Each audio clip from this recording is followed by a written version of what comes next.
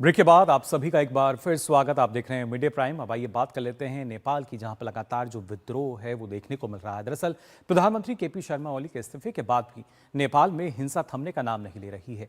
बिगड़ते हालात के बीच नेपाली सेना ने कल रात 10 बजे से सुरक्षा एजेंसियों के साथ मिलकर राजधानी सहित कई इलाकों में सैनिकों की तैनाती कर दी है।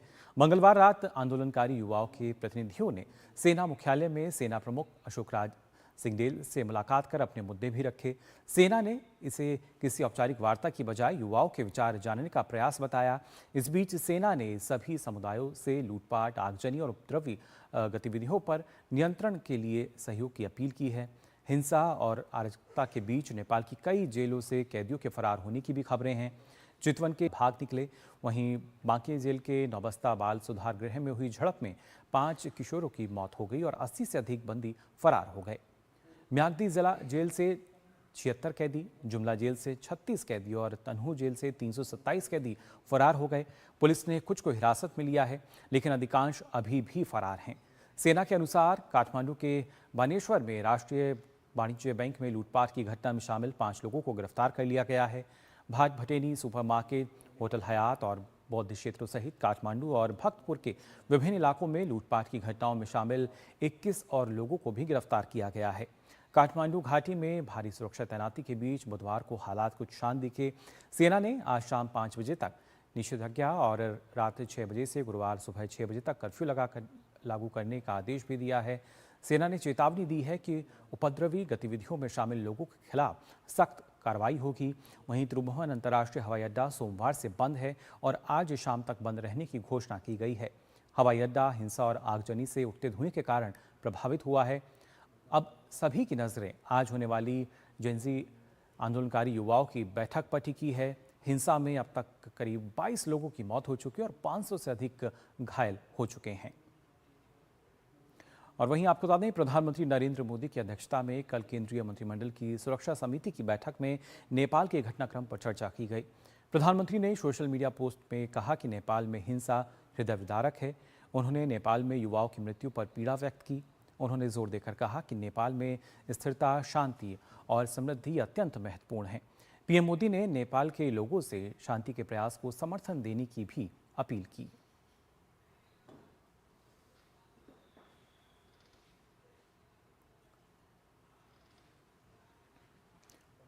और आपको बता दें, नेपाल में चल रहे आंदोलन की आग अब भारत से सटे सीमावर्ती इलाकों तक पहुंचती दिख रही है। उत्तर प्रदेश के महाराजगंज जिले की सोनौली सीमा पर नेपाल की तरफ से भारी संख्या में प्रदर्शनकारियों ने जमकर विरोध प्रदर्शन किया। भीड़ ने नेपाली कस्टम कार्यालय को आग के हवाले कर दिया। इसके बाद भारत नेपाल सीमा की सुरक्षा में तैनात भारतीय सुरक्षा एजेंसी एसएसबी और पुलिस अलर्ट हो गई है। लोगों के आने जाने पर पूरी तरह से रोक लगा दी गई है और खासतौर से अगर बात की जाए तो सभी तरह की जो वाहन हैं उनके आवागमन पर पूरी तरह से रोक लगी हुई है। नेपाल से आने वाले भारतीय पर्यटकों की जांच के बाद ही उन्हें भारत में प्रवेश करने दिया जा रहा है। महाराजगंज के जिलाधिकारी ने बताया कि अभी भारत नेपाल सीमा पर स्थिति सामान्य है और किसी भी स्थिति से निपटने के लिए सुरक्षा एजेंसियां पूरी तरीके से मुस्तैद हैं। देखिए, हमारे यहाँ सुरक्षा व्यवस्था पूरी तरह से मुस्तैद है और हमारे क्षेत्र में जो इंडियन साइड है वो पूरी शांति व्यवस्था है। यहाँ पे कोई भी असुविधा या किसी तरह की कोई कठिनाई नहीं है। हम और एसपी और एसएसबी और बाकी सारे विभागों के साथ हम लोग इस बात को देख रहे हैं। तो हमारे नागरिकों को, हमारे क्षेत्र के जो भी यहाँ के रहने वाले लोग हैं, उनको किसी भी प्रकार की, किसी भी तरह से घबराने की जरूरत नहीं है। बिल्कुल यहाँ पे स्थिति सामान्य है और सारी यहाँ पे सुरक्षा व्यवस्था मुस्तैद है और कोई भी यहाँ पे कोई कठिनाई नहीं। और वहीं नेपाल में विमानन सेवाओं के बंद होने से वहां फंसे भारतीय पर्यटकों को भारी कठिनाइयों का सामना करना पड़ रहा है। विपरीत हालात में बड़ी मुश्किलों के साथ भारतीय पर्यटक सोनौली सीमा पर पहुंच रहे हैं। डिफ़िकल्टी काफ़ी हुई। लास्ट में फ़्लाइट्स कैंसिल हो गई पोखरा से काठमांडू। फिर हमने टैक्सी बुक किया, बॉर्डर तक आए, 200 किलोमीटर हमने टैक्सी से कवर किया। अभी हम बॉर्डर पे हैं, इंडिया नेपाल बॉर्डर पे। यहाँ पे आके काफ़ी सेफ हम महसूस कर रहे हैं। रास्ते में काफ़ी दिक्कतें आई, रोड ब्लॉक्स थे, प्रोटेस्ट हो रहे थे, लोगों ने बैनर फूंक रखे थे, मतलब काफ़ी सारी डिफ़िकल्टी थी। बट फाइनली ड्राइवर भैया ने भी काफ़ी मदद की और हमें यहाँ पे बॉर्डर तक पहुँचाया। काफ़ी अच्छा लग रहा है अपने देश में आके। अभी अगर नेपाल आने का, काठमांडू आने का प्लान है तो पोस्टपोन कर देना चाहिए, क्योंकि सिचुएशन बहुत ही गंभीर है। और वैसे वो किसी को कुछ नहीं कह रहे हैं, बट समहाउ हमें अपनी अपनी सिक्योरिटी, अपना कॉशन खुद ही लेना चाहिए। तो अभी मतलब this is not the right time to travel from Delhi to Kathmandu, तो better is stay safe in your India, that will be the best choice for all of us. And now we are feeling so happy that we are on the border of India, finally अपने देश हम जा रहे हैं। वहीं उत्तर प्रदेश के बहराइच में Indo Nepal सीमा पर उपद्रवियों ने तोड़फोड़ की है। यहां खासतौर से जमनहा चौकी को आग के हवाले कर दिया गया, साथ ही नेपाली कस्टम कार्यालय पहुंचकर उसमें भी आग लगा दी गई। इस दौरान नेपाली पुलिसकर्मियों ने भारतीय क्षेत्र में आकर शरण ली। इस पूरे इलाके में आपको बता दें एसएसबी और पुलिस अलर्ट पर है। सीमा पर लोगों के आने जाने पर पूरी तरीके से रोक लगा दी गई है। नेपाल से आने वाले भारतीय पर्यटकों को जांच के बाद ही भारत में प्रवेश करने दिया जा रहा है। एसपी बहराइच से भी मेरी बात हुई है और एसपी बहराइच ने भी अपनी फुल फोर्स यहाँ लगाई है और मेरी जितनी भी स्ट्रेंथ है सारी की सारी बॉर्डर पे अवेलेबल है। हम सबकी सुरक्षा के लिए खड़े हैं। तो भारत नेपाल सीमा पर हमने देखा किस तरीके से जवान जो है मुस्तैद भी हैं। पश्चिम बंगाल में भारत नेपाल सीमा पर पुलिस की ओर से कड़ी सुरक्षा व्यवस्था की गई है। यहाँ रात भर पेट्रोलिंग की गई और वाहनों की चेकिंग भी की गई। पड़ोसी देश में तनावपूर्ण स्थिति के कारण भारतीय नागरिक दार्जिलिंग में भारत नेपाल सीमा पार कर भारत लौट रहे हैं।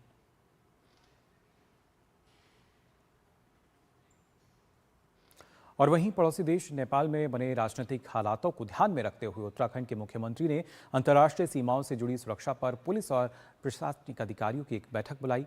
वीडियो कॉन्फ्रेंसिंग के माध्यम से बुलाई गई मीटिंग में सुरक्षा स्थिति की गहन समीक्षा की गई। मुख्यमंत्री धामी ने अधिकारियों को नेपाल सीमा पर सघन जांच अभियान चलाने और किसी भी असामाजिक या विघटनकारी तत्वों की गतिविधियों पर कड़ी नजर रखने के निर्देश दिए। उन्होंने अफवाहों, भ्रामक सूचनाओं या भड़काऊ सामग्री के प्रसार को रोकने के लिए सोशल मीडिया पर लगातार निगरानी रखने और आवश्यकता पड़ने पर समय पर कार्रवाई सुनिश्चित करने की भी आवश्यकता पर बल दिया। उन्होंने सीमावर्ती क्षेत्रों में स्थानीय ग्रामीणों, ग्राम समितियों, पुलिस बलों और वन विभाग के अधिकारियों की सामूहिक भागीदारी को निगरानी प्रणाली को मजबूत करने पर भी बल दिया। उन्होंने कहा कि सीमा पर सभी प्रवेश मार्गों की नियमित निगरानी की जानी चाहिए और सीमा पार आवाजाही पर विशेष सतर्कता बरती जानी चाहिए।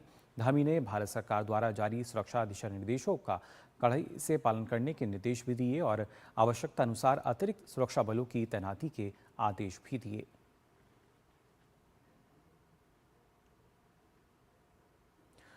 और आइए इस पर और चर्चा के लिए हमारे साथ खास मेहमान जुड़े हैं। आपको बता दें हमारे साथ पूर्व वरिष्ठ राजनयिक एस आर तायल जी जुड़ चुके हैं। बहुत बहुत स्वागत आपका तायल साहब। सबसे पहले समझना चाहूँगा आपसे, जिस तरीके से नेपाल में हम देख पा रहे हैं जो विद्रोह खासतौर से जेनजी ने जो किया है, क्या लगता है? क्योंकि जो प्रधानमंत्री थे वहाँ पहले उन्होंने भी अपना इस्तीफा दे दिया, लेकिन उसके बाद भी इस तरह की जो खबरें हैं वो सामने आई कि किस तरीके से आगजनी हो रही है, लगातार जो प्रोटेस्ट हैं वो हो रहे हैं। देखिए, राजनीतिक समस्या इस समय नेपाल में बहुत ही गंभीर है और उसके पीछे अगर जाए तो जो यंग लोग हैं, जो जवान युवा वर्ग है जी, उसमें बहुत रोष है। क्योंकि दो तीन चीजें हुई हैं कि उन्होंने देखा कि बहुत ही भ्रष्टाचार जो गवर्नेंस में है वहाँ बहुत भ्रष्टाचार है।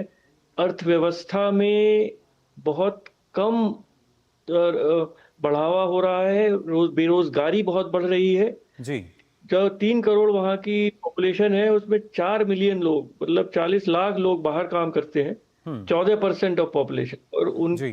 तो और जो भी राजनीतिक वहाँ पे नेता है कुछ इस तरह एक म्यूजिकल चेयर्स कह लीजिए कि पिछले 17 साल में 14 गवर्नमेंट बदल चुकी है और कहीं ना कहीं ये देखा गया कि वही 3-4 लोग बार बार प्रधानमंत्री बन जाते हैं जी। और उनका अपनी जनता से भी कोई कम्युनिकेशन नहीं रहा है और ना युवा वर्ग से रहा है। तो समस्या गंभीर है और इसको जैसा हमारे प्रधानमंत्री ने कहा कि सबसे पहले स्थिरता, स्टेबिलिटी वहां आए जी और शांतिपूर्ण माहौल बने। वहां की आर्मी ने कंट्रोल ले लिया है और कर्फ्यू लगा दिया है परसों सुबह तक के लिए जी, जिससे सबसे पहले सड़कों पर शांति हो। और जो जनरेशन जेड का जो ये पूरा मूवमेंट है जी। उन्होंने कहा है, उनके कोई एक नेता उनका नहीं है, ये बहुत सारे ऑर्गेनाइजेशंस हैं। पर जिस तरह से जो 77 डिस्ट्रिक्ट हैं नेपाल में, और हर जिले में जिस तरह से ये सब जी डेमोन्स्ट्रेशन और कार्रवाई हुई है, इसका मतलब जनता में रोष भी बहुत है और कहीं ना कहीं कुछ ऑर्गेनाइजेशन भी है। और जी उन्होंने कहा है कि सबसे पहले जो पार्लियामेंट है नेपाल की, उसको खत्म किया जाए, और मेरे ख्याल से ये शायद करना होगा। पर जी मुझे कुछ ऐसा लग रहा है कि वहाँ की राष्ट्रपति अभी हैं, राष्ट्रपति आर्मी कैंटोनमेंट में है, जी और जो भी कॉन्स्टिट्यूशन में शायद उसका प्राविधान नहीं है, पर कोई केयर टेकर गवर्नमेंट किसी रूप में बनाना आवश्यक होगा। और उसमें अगर जो नेता लोग, और ये जो देखा कल हम सब ने बहुत ही दुख से देखा टेलीविजन पे, कि जी एक ही पार्टी के नेताओं पर जनता हमला नहीं कर रही थी, जनता का रोष हर पार्टी के नेता पर था। उनका तो पूरा जो एक पॉलिटिशियन वर्ग होता है, जी जो नेता वर्ग होता है, उसके ऊपर से उनका विश्वास हट गया है। तो बिल्कुल, शायद लेकिन जो ताहिर शायद साहब, नॉन क्योंकि पॉलिटिकल जो लोगों से युवा हैं बनेगा, उनको देश का पर भविष्य माना सबसे जाता है। पहले जी शांति व्यवस्था जरूरी है। जी बिल्कुल, खासतौर से जो युवा हैं उनको भविष्य माना जाता है, देश के भविष्य के लिए ये माना जाता है कि किस दिशा में वो जाएंगे। लेकिन जिस तरीके से नेपाल के हालात हम देख पा रहे हैं, और जो अभी की जो तस्वीरें हैं वो भी लगातार अपने दर्शकों को हम दिखा रहे हैं, किस तरीके से जो प्रोटेस्ट है वो चल रहा है। हालांकि जो सेना है उसने कमान संभाली हुई है, लेकिन ऐसे में किस दिशा में जाता हुआ आपको नजर आ रहा है नेपाल? देखिए, फिर मैं कहूंगा कि जड़ पर अर्थव्यवस्था है। जो आर्थिक प्रगति नहीं हो रही है, लोगों के पास रोजगार नहीं है, जी पढ़े लिखे बच्चे जो स्कूल कॉलेजेस से निकल रहे हैं, 12% तो उनका डिक्लेयर्ड बेरोजगारी है। पर 40% लोग हैं जो अपनी डिग्री के अनुसार या जो भी उन्होंने पढ़ाई की है जी उसके अनुसार काम नहीं मिला है, उनको अंडर एम्प्लॉयड है। 80% लोग ऐसे हैं जो इनफॉर्मल सेक्टर में काम करते हैं, मतलब उनका रोजी रोटी रोज उन्हें अपनी कमानी पड़ती है, ऑर्गेनाइज सेक्टर में नहीं है। जी तो शायद वहाँ के जो युवा वर्ग है उसको अपना भविष्य एक अच्छा नजर नहीं आ रहा है, और ये एक बहुत बड़ी समस्या है, क्योंकि वहाँ की जनसंख्या में युवाओं की संख्या अधिक है और भी जनसंख्या थोड़ी रही है। जी और इसीलिए नेपालीज बाहर जा रहे हैं। 7,50,000 नेपाली पिछले वर्ष बाहर जाके उन्होंने काम लिया। और आप अगर 3 करोड़ की पॉपुलेशन देखें तो ये एक बहुत बड़ा नंबर है। जी तो अब, और जो भी वहाँ का नेतृत्व है वो अपने ही गद्दी बचाने में ज्यादा लगा हुआ है, पर अपने देश की अर्थव्यवस्था को कैसे आगे बढ़ाएं, किस तरह वहाँ बेरोजगारी को खत्म किया जाए, किस तरह स्किलिंग की जाए, और नए नए उद्योग लगाए जाएं, खेती बाड़ी को बढ़ाया जाए, उस तरफ उनका ध्यान शायद नहीं है। तो ये जनता से विश्वास, जनता का, युवा वर्ग का विश्वास वहाँ के पूरे पॉलिटिकल जो सिस्टम है और पॉलिटिकल लीडर्स हैं जी उनसे उठ गया है। बिल्कुल ताहिल जी, लेकिन जिस तरीके से जगह जगह जो प्रोटेस्ट हैं वो हो रहे हैं, और हमने देखा किस तरीके से लगातार जो सीधी तस्वीरें हैं वो भी अपने दर्शकों को हम यहाँ पर लगातार दिखा रहे हैं, किस तरीके से सेना ने कमान संभाली हुई है और शांति व्यवस्था कायम रह सके उसके लिए लगातार प्रयास भी किए जा रहे हैं। आप देख सकते हैं कैसे सेना ने कमान संभाली हुई है, जो लोग हैं वो शांतिपूर्वक बैठे भी हुए हैं, और कोशिश यही कि किस तरीके से स्थिरता जो है वो आ सके। फिलहाल ये सीधी तस्वीरें आप देख पा रहे हैं नेपाल की, जहां पर हम देख सकते हैं किस तरीके से सेना ने कमान संभाली हुई है, और जो स्थिरता की बात की जा रही थी कि कैसे एक स्थिरता आ सकती है, शांति व्यवस्था को कायम एक बार फिर से वापस करना वो काफ़ी चुनौतीपूर्ण रहता है। लेकिन फिलहाल के जो हालात हैं उनमें आप देख सकते हैं सेना जो कमान संभाले हुए है, और साथ ही साथ हम देख सकते हैं जो कुछ लोग हैं उनको वो शांतिपूर्वक बैठे भी हैं, और जगह जगह इस दौरान हालांकि जो प्रोटेस्ट की जो खबरें हैं वो भी सामने आई हैं, लेकिन जब से सेना ने मोर्चा संभाला उसके बाद से ज़रूर इस तरह की जो कुछ खबरें हैं उनमें ज़रूर कमी आई है। लेकिन फ़िलहाल सवाल यही है कि आखिर नेतृत्व क्षमता की बात की जाए या किस तरीके से जो नेपाल का भविष्य है वो किस दिशा में आगे बढ़ेगा। फिलहाल की ये काठमांडू से सीधी तस्वीरें आप देख पा रहे हैं, किस तरीके से वहाँ पर नेपाल की जो सेना है कमान संभाले हुए है। और इस दौरान हम देख पा रहे हैं कि जो कुछ मीडियाकर्मी हैं वो भी कवरेज कर रहे हैं किस तरीके से हालात बने हुए हैं।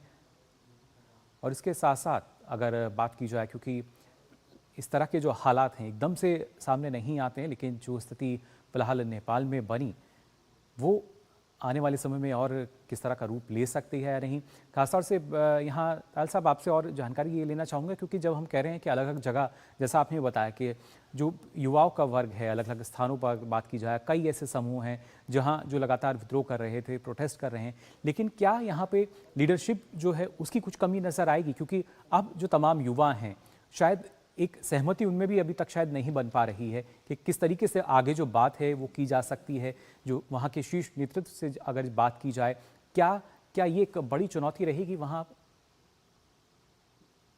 जी हाँ, अवश्य बड़ी चुनौती रहेगी, क्योंकि युवा वर्ग में एक कोई संस्था नहीं है, एक ऑर्गेनाइजेशन नहीं है जी। पर कई नाम सामने आ रहे हैं जिन्होंने पिछले 2-3 साल से काम किया है, जमीन पर भी काम किया है। जब वहाँ पे भूकंप आया था 2-3 साल पहले बहुत बड़ा, उस समय बहुत काम किया कुछ युवा लोगों ने। जी। और इस समय जो काठमांडू के जो मेयर हैं, उनका नाम भी कुछ चल रहा है, श्री बालेंद्र शाह। और वो 2-3 साल से मेयर हैं काफी, जी। और वो शायद 35 साल के हैं, तो वो भी तो इस तरह के लोगों को सामने आना होगा। एक नेता वहाँ नहीं है और ऐसी स्थिति में होना भी नहीं चाहिए।